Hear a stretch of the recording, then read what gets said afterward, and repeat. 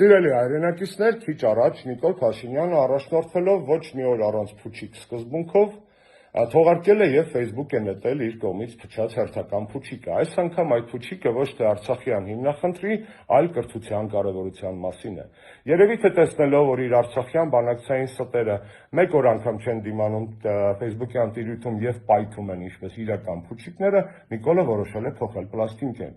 Ավելի մեծ հակաքարոզչություն կրթությանը, քան դրա կարևորության մասին Նիկոլ Փաշինյանի զառանցանքներն են, դժվար է պատկերացնել։ Ինչու կարծեք դուք։ Պատասխանը շատ պարզ է։ Հայաստանի ամենակիսագերագետ, ամենաթերուս, ամենաանարժեք մարդկանցից մեկը զբաղեցնում է երկրի ամենաբարձրաստիճան պաշտոնը եւ վայելում է ամենաբարեկեցիկ կյանքը իմ ու ձեր բոլորիս հարկերի հաշվին։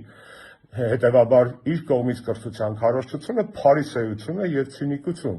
Կրթությունը իրոք կարևոր է, սիրելի հայրենակիցներ, սովորեք ձեզ համար, սովորեք լավ ապրելու համար, սովորեք լավ քաղաքացի դառնալու համար, սովորեք մարդ մնալու համար, սովորեք Նիկոլին Ինադու,